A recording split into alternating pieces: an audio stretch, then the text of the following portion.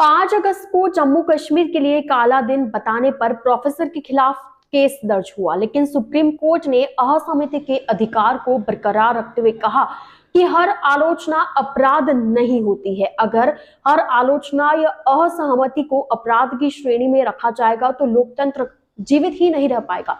इस टिप्पणी के साथ कोर्ट ने जम्मू कश्मीर से आर्टिकल 370 हटाए जाने को लेकर कुछ टिप्पणियां करने के आरोपी के खिलाफ दाखिल केस को खारिज कर दिया है।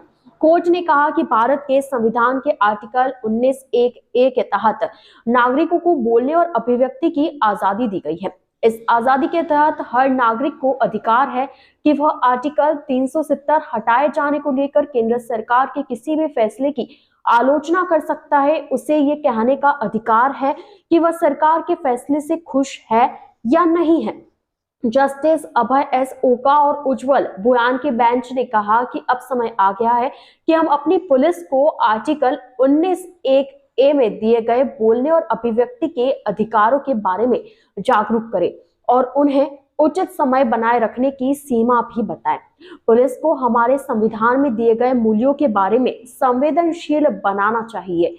मामला क्यों उठा वो भी आप जान लीजिए। तो देखिए, बात ऐसी है कि महाराष्ट्र के कोल्हापुर कॉलेज में कश्मीरी प्रोफेसर जावेद अहमद हाजम के खिलाफ एक क्रिमिनल केस दर्ज किया गया था। इसमें कहा गया था कि उन्होंने व्हाट्सएप स्टेटस लगाकर 5 अगस्त को जम्मू कश्मीर के लिए काला दिन घोषित करने और 14 अगस्त को पाकिस्तान का स्वतंत्रता दिवस मनाने की अपील भी की थी।